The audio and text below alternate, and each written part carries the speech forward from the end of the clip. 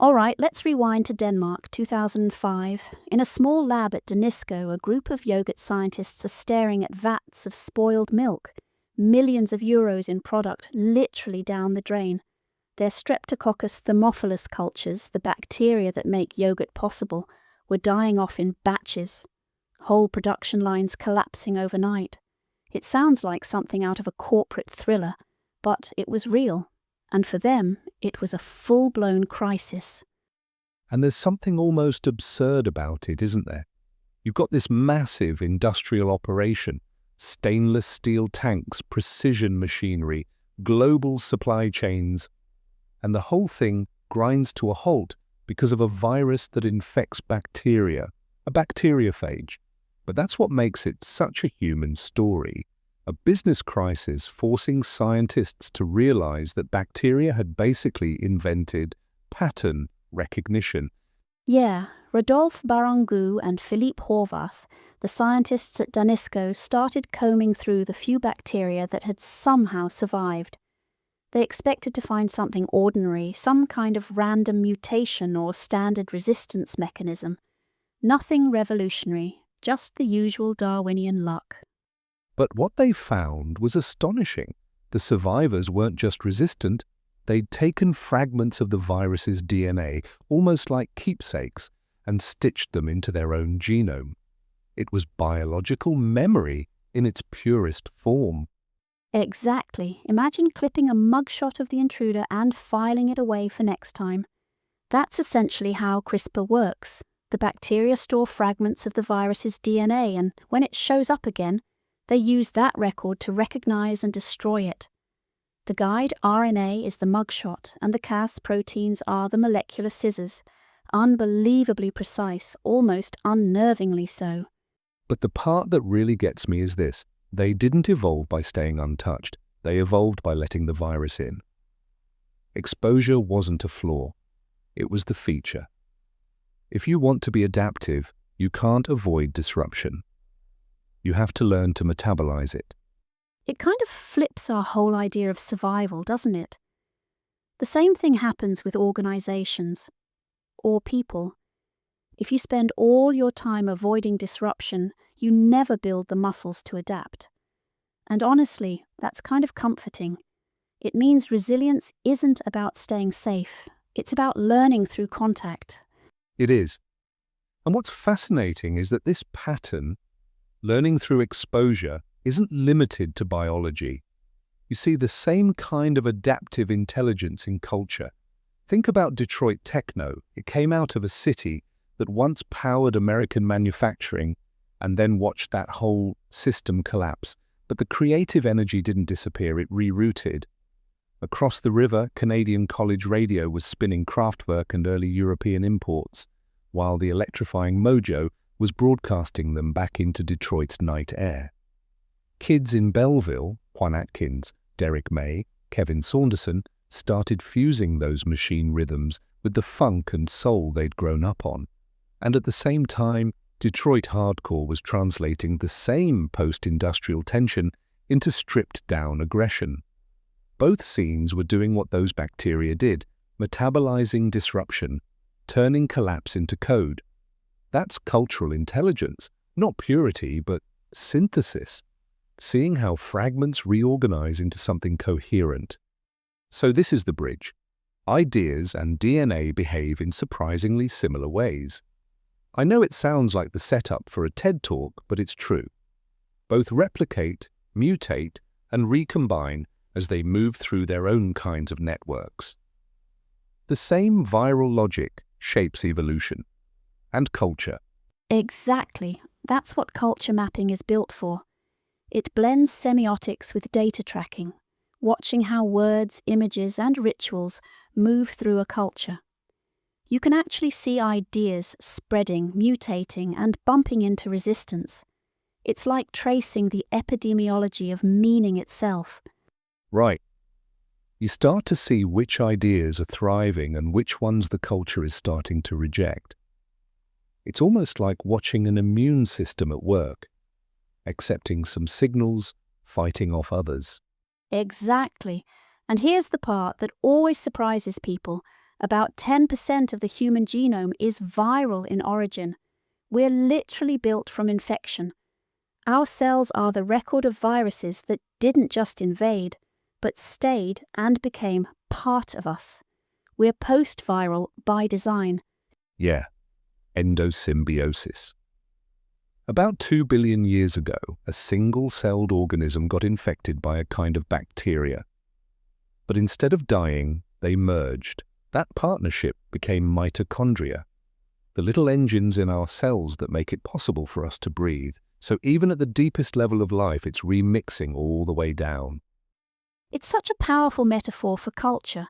Language, fashion, music, none of them evolve in straight lines. Take the word stan. It starts in rap, gets picked up in online fandoms, and before long it's in a marketing campaign. That's not linear adoption, it's lateral transfer, the same logic microbes use when they swap genes.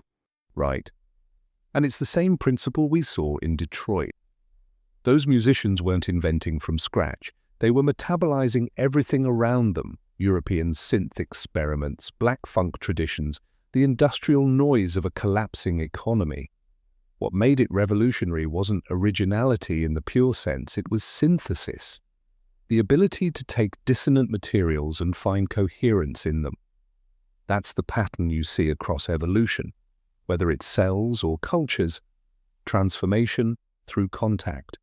Exactly. Contamination as collaboration.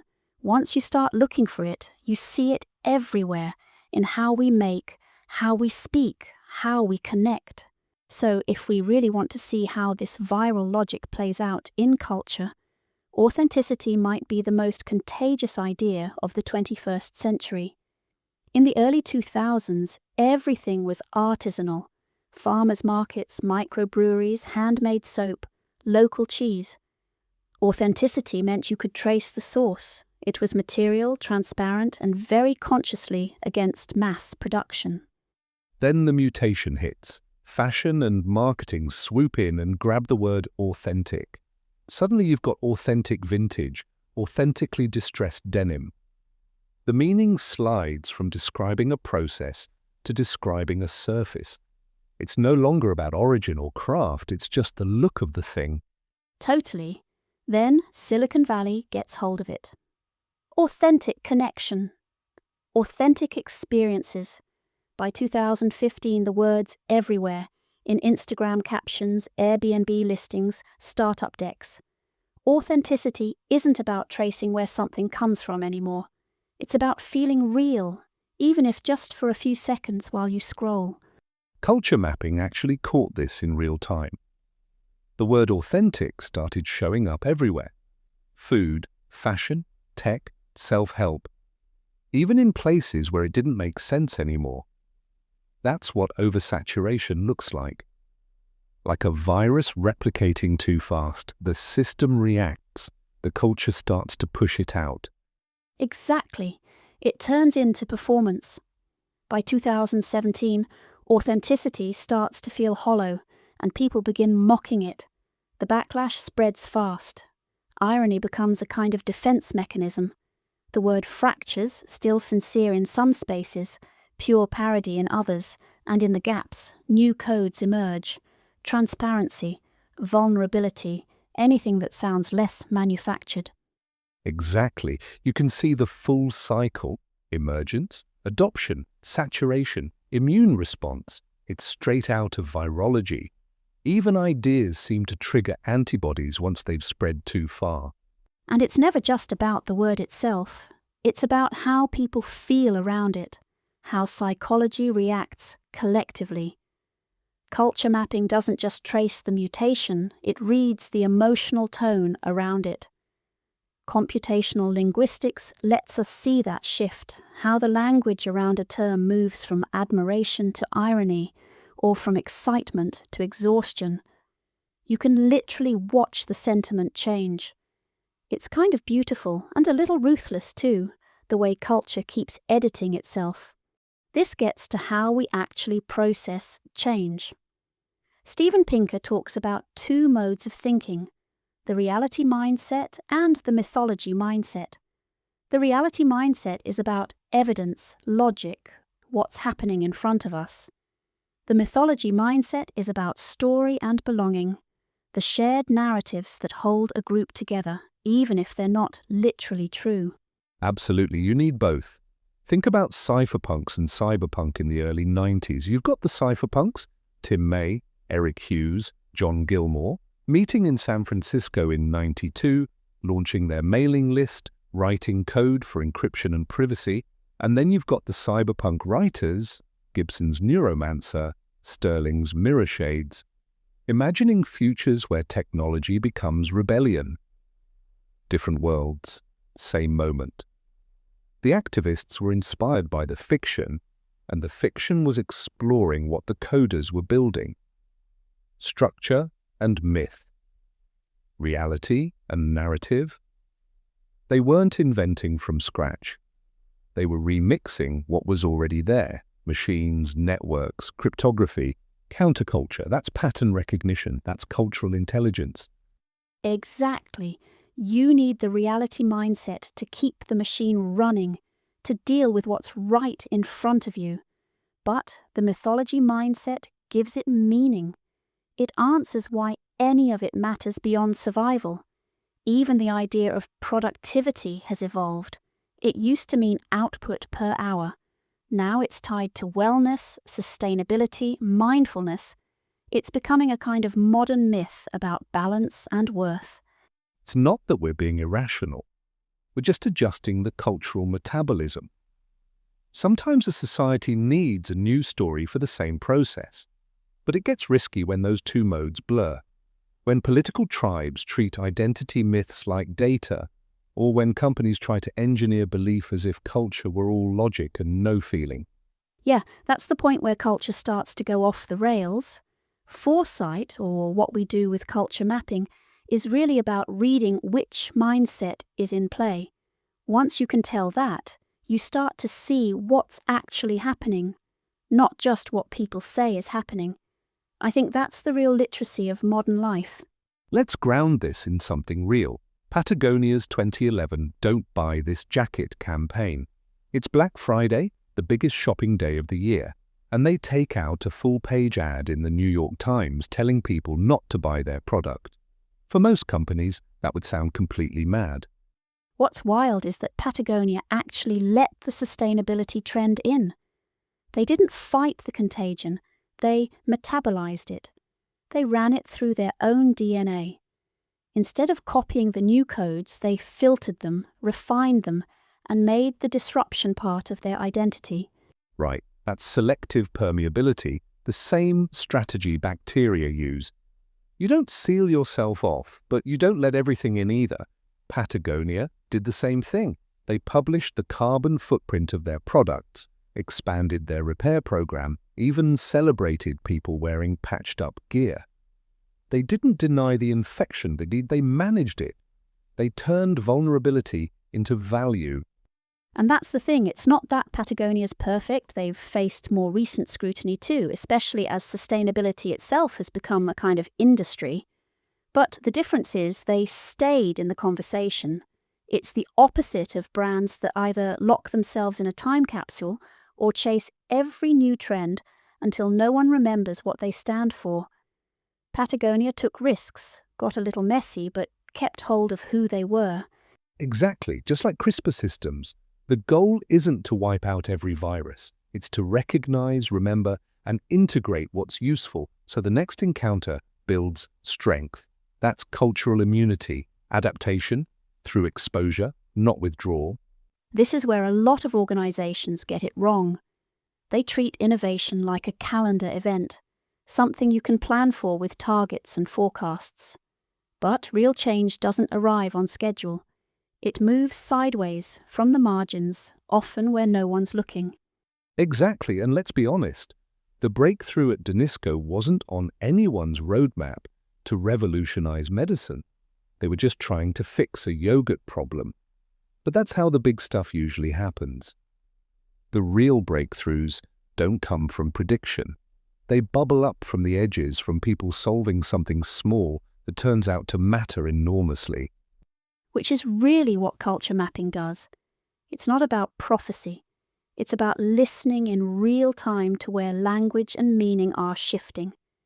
You start to see early signals, like when a word such as productivity suddenly appears next to mental health. That's how you catch a code rewriting itself before anyone else realizes it's happening. Pattern literacy is really the skill. It's like jazz. You learn the standards so you can recognize them and then bend them when the moment calls for it. That's what innovation actually is. Memory made deliberate, memory made conscious. When you see it that way, foresight stops being about control and starts being about adaptive intelligence. It's not prediction, it's perception and memory. Think of it like computational linguistics. We're building taxonomies of meaning, watching how certain words or ideas cluster and recombine, the way a bag of words reveals shifting relationships over time. Culture works the same way. Like bacteria archiving every viral encounter, we're constantly tagging and storing experience so it can be reused, turning exposure into strategy. We're always adding to the collective codebook, one disruption at a time. The organizations that understand that can spot a mutation while it's still on the fringe, those are the ones that adapt. They don't chase change, they learn from it. So when you boil it down, the lesson isn't about avoiding infection, it's about remembering. That's literally what kept those yogurt bacteria alive. They didn't build walls, they built memory. They survived by turning disruption into intelligence. And that's what culture does at its best. It turns friction, exposure, even backlash into new forms of knowing. Every cycle we've talked about points to that. Endosymbiosis, life integrating what once threatened it. The mutation of authenticity, meaning evolving until it exhausts itself and begins again. Patagonia's openness, taking risk as a form of integrity. Even our shifting ideas of productivity, redefining what it means to create value without burning out. It's all code, continually rewriting itself. And through that rewriting, we keep discovering new ways to stay alive and to stay connected. Innovation isn't magic or invention out of nowhere. It's pattern recognition, learning to read the code as it keeps changing. Every remix, every meme, every viral idea adds another sequence to our collective CRISPR, another way of remembering who we are through what we've absorbed. It means you're going to be exposed to culture's mutations. That's inevitable. The real question is whether you're building the capacity to metabolize them. Because that's where future resilience lives, not in protection, but in transformation.